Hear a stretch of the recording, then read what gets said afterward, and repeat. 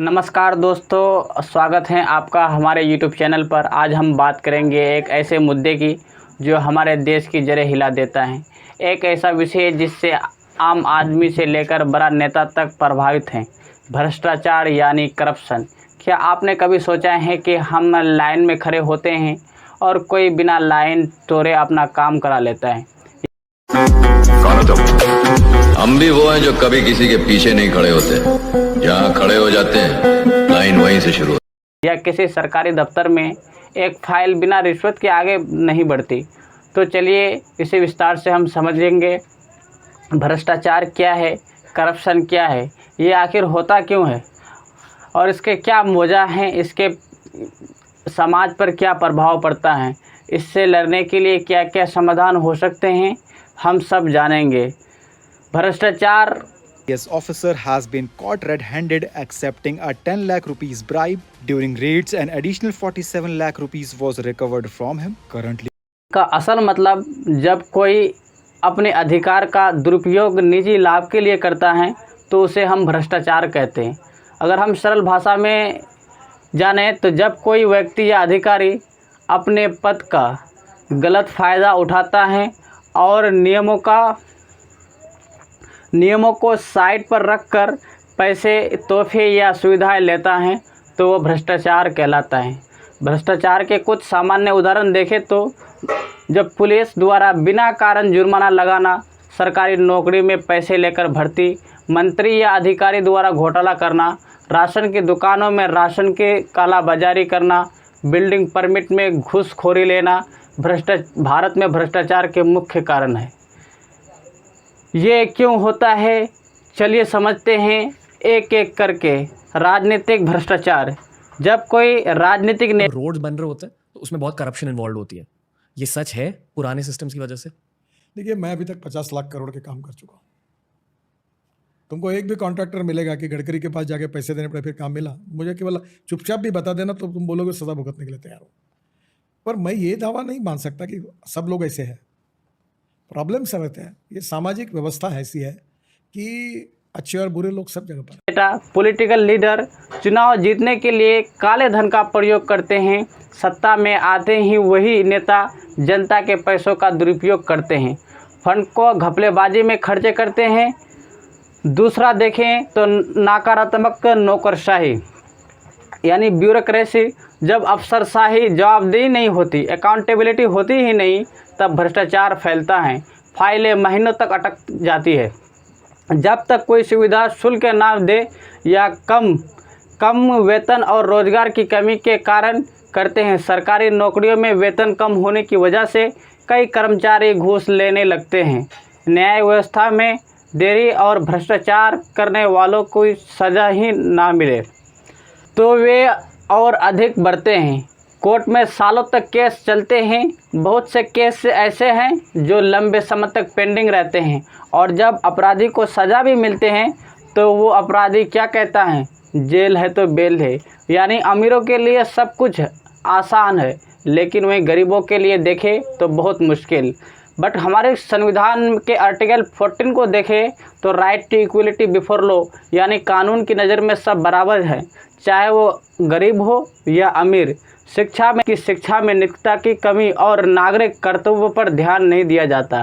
जनता की चुप्पी और डर। हम अक्सर सोचते हैं कि मुझे क्या लेना देना। यही सोच भ्रष्टाचार को बढ़ावा देती है। भारत में भ्रष्टाचार के चलिए एक नज़र डालें भारत में बड़े बड़े भ्रष्टाचार घोटाले की। 2G स्पेक्ट्रम, ये घोटाला हुआ जिसमें एक 1.76 लाख करोड़ का घोटाला हुआ। 2G स्पेक्ट्रम घोटाला भारत के इतिहास के सबसे चर्चित भ्रष्टाचार मामलों में से एक है। ये घोटाला टेलीकॉम सेक्टर से जुड़ा है, जिसमें सरकार ने मोबाइल नेटवर्क की कंपनियों को बहुत कम कीमत पर स्पेक्ट्रम यानी रेडियो तरंगे जिनमें मोबाइल संचार होता है दे दिया था। आइए इसे सरल भाषा में हम समझते हैं। ये घोटाला 2008 में हुआ जब UAPA की सरकार सत्ता में थी और राजा अंदिमथु राजा उस समय दूरसंचार मंत्री थे यानी कम्युनिकेशन मिनिस्टर थे। 2G स्पेक्ट्रम क्या, जब हम मोबाइल फ़ोन से कॉल करते हैं या इंटरनेट चलाते हैं तो उसके लिए कंपनियों को स्पेक्ट्रम यानी रेडियो फ्रीक्वेंसी की ज़रूरत होती है। ये स्पेक्ट्रम सरकार के पास होता है और वो इसे नीलामी या लाइसेंस के जरिए कंपनियों को देती हैं। घोटाले का असली मामला क्या था? सरकार को 2G स्पेक्ट्रम बेचना था, लेकिन सरकार ने नीलामी नहीं की। नीलामी से सरकार को बड़ी रकम मिलती, लेकिन सरकार ने पहले आओ पहले पाओ यानी फर्स्ट कम फर्स्ट सर्व के आधार पर लाइसेंस बांट दिए। बहुत कम कीमत पर लाइसेंस दिए। 2008 में ये स्पेक्ट्रम को 2008 की कीमतों पर बेचा गया, जबकि उस समय इसकी कीमत कई गुना बढ़ चुकी थी। कंपनियों को इससे फ़ायदा हुआ, लेकिन सरकार को घाटा हुआ। इससे कई कंपनियों को भारी मुनाफा हुआ। सरकार को 1.76 लाख करोड़ रुपए का नुकसान उठाना पड़ा। ये आंकड़ा कंप्ट्रोलर एंड ऑडिटर जनरल की रिपोर्ट से सामने आया। कॉमनवेल्थ गेम्स, इस घोटाले को देखें तो 70,000 करोड़ का। कोयला घोटाला 1.86 लाख करोड़। ये घोटाला 2010 में नई दिल्ली में आयोजित किए गए कॉमनवेल्थ गेम्स से जुड़ा है। ये गेम्स साल 2010 में 3 अक्टूबर से 14 अक्टूबर तक दिल्ली में हुआ था। इस अंतर्राष्ट्रीय खेल आयोजन की तैयारियों के दौरान भारी भ्रष्टाचार और अनियमितताओं के आरोप लगे। सरकार ने कॉमनवेल्थ गेम्स के लिए 70,000 करोड़ से अधिक खर्चे किए, लेकिन निर्माण कार्यों में देरी हुई, गुणवत्ता बेहद खराब रही और बिलों को कई गुना बढ़ा चढ़ाकर पेश किया गया। इसी पूरे घोटाले को कॉमनवेल्थ गेम्स घोटाला कहा जाता है, जिसमें मुख्य आरोपी सुरेश कलमाड़ी कॉमनवेल्थ गेम्स आयोजन समिति के अध्यक्ष थे। उन्हें इस घोटाले का मुख्य आरोपी माना गया। अन्य आरोपी भी इसमें शामिल थे। अब देखते हैं चारा घोटाला, जो लालू यादव से संबंधित है, जिसमें बिहार के पशुपालन विभाग ने नकली बिलों और फर्जी खरीदारी के आधार पर सरकारी खजानों से करीब 950 करोड़ रुपए निकाल लिए। ये पैसा दिखाया गया कि गाय, भैंसों और अन्य पशुओं के चारा, दवाइयों, उपकरणों आदि पर खर्च किया गया, जबकि असल में ये सब कागजों पर ही हुआ। ये घोटाला 1980 के दशक से लेकर 1996 तक चला। घोटाले का पर्दाफाश 1996 में हुआ, जब इसकी खबर मीडिया में आई और CBI जांच शुरू हुई, जिसमें मुख्य आरोपी लालू प्रसाद यादव थे। उस समय वह बिहार के मुख्यमंत्री थे 1990 से 1997। उन पर आरोप लगने कि उन्होंने इस घोटाले को अनदेखा किया या उसमें संलिप्त हो रहे। बाद में उन्हें CBI ने गिरफ्तार किया और कोर्ट ने दोषी ठहराए।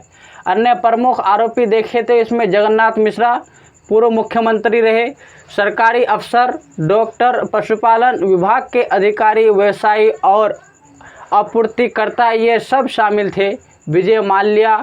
विजय माल्या का नाम सुनते ही दिमाग में आता है शराब का कारोबार, आलीशान जीवन और फिर अरबों रुपयों का बैंक घोटाला। तो आइए विस्तार से जानते हैं कि उन्होंने क्या घोटाला किया और वे भारत से भाग क्यों गए। उन्होंने 2005 में किंगफिशर एयरलाइंस शुरू की। शुरुआत में ये लग्जरी और ग्लैमरस से भरपूर एयरलाइंस थी, लेकिन 2008 के बाद कंपनी घाटे में जाने लगी। संचालन में खराब प्रबंधन, महंगी सर्विस और तेल की कीमतों ने इसे भारी नुकसान पहुंचाया। अब इसलिए वो बैंक में आ गए। विजय माल्या ने लगभग 17 भारतीय बैंकों से करीब 9,000 करोड़ रुपए के लोन लिए। उन्होंने ये लोन किंगफिशर एयरलाइन के नाम पर लिए थे, लेकिन कंपनी बंद हो गई और उन्होंने लोन नहीं चुकाया। बड़ी गड़बड़ी ये थी कि उन्होंने लोन के लिए झूठे दस्तावेज दिए, पैसों को दूसरी कंपनियों में घुसा दिया, खर्चों का गलत इस्तेमाल किया गया। जब बैंकों ने वसूली शुरू की तो उन्होंने 2016 में भारत छोड़ दिया, वो इंग्लैंड भाग गए। नीरव मोदी, जो एक हीरो का व्यापारी, व्यापारी है जिसने फायर स्टार डायमंड नाम की कंपनी बनाई थी और दुनिया के टॉप ज्वेलरी ब्रांड्स में उनका नाम था। उसके store New York, London, Hong Kong, Mumbai जैसे शहरों में थे। वो बहुत अमीर और हाई प्रोफाइल लोगों में गिना जाता था। पंजाब नेशनल बैंक पीएनबी घोटाला वो नीरव मोदी ने इस बैंक से 13,000 करोड़ रुपए का फर्जी लोन लिया और वो भी बिना बैंक को ठीक से बताए। अब सवाल ये है कि ये लोन कैसे मिला, कैसे हुआ घोटाला। नीरव मोदी के कर्मचारियों ने बैंक के कुछ अधिकारियों से दोस्ती कर ली। उन्होंने मिलकर फर्जी लेटर ऑफ अंडरटेकिंग तैयार किए। इसका मतलब पीएनबी ये कह रहा था कि अगर नीरव मोदी पैसा नहीं चुकाता तो हम बैंक चुकाएंगे। इन फर्जी लेटर ऑफ अंडरटेकिंग को लेकर नीरव मोदी ने विदेश के बैंक से पैसे ले लिया। पीएनबी को पता ही नहीं चला क्योंकि ये सब बैंक के सिस्टम में दर्ज ही नहीं था।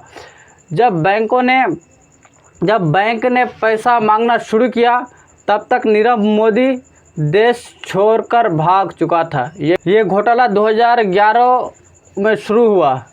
2018 में पीएनबी को घोटाले की जानकारी मिली। जनवरी 2018 में नीरव मोदी भारत से भाग गया।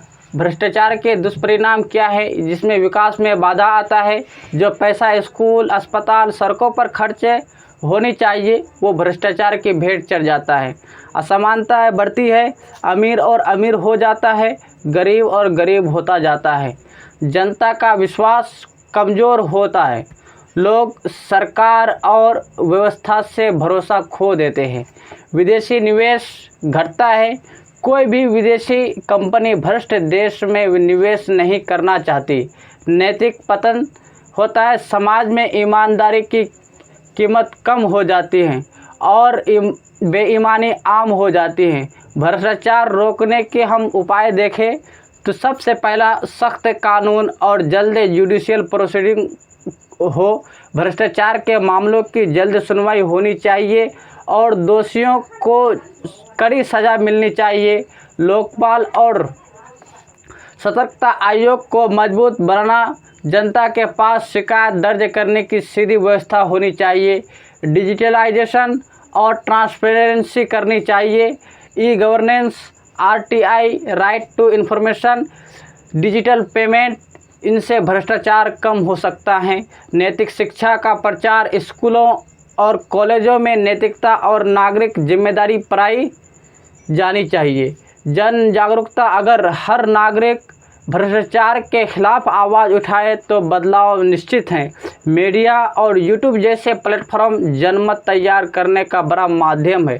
क्या बदलाव संभव है? जी हाँ, बदलाव संभव है। हमारे देश ने सूचना का अधिकार, आधार लिंकिंग, डिजिटल ट्रांजैक्शन और भ्रष्टाचार निरोधक अधिनियम जैसे कई कदम उठाए हैं, लेकिन असली बदलाव तब तक आएगा जब हम सभी, आप, मैं, हर नागरिक भ्रष्टाचार के खिलाफ एकजुट होंगे। दोस्तों, भ्रष्टाचार एक ऐसा जहर है जो धीरे धीरे पूरे देश को खोखला कर रहा है। अगर हम चाहते हैं कि हमारा भारत आगे बढ़े तो हमें ईमानदारी, जवाबदेही और पारदर्शिता को अपनाना होगा। हर नागरिक की भागीदारी जरूरी है। चलिए हम लोग संकल्प ले, ना खुद घूस देंगे, ना किसी को घूस लेने देंगे। अगर आपको हमारी वीडियो पसंद आया हो तो लाइक कीजिए, कमेंट करके बताइए आपके अनुभव, शेयर कीजिए ताकि देश में जागरूकता फैले और चैनल को सब्सक्राइब करना ना भूलें। जय हिंद।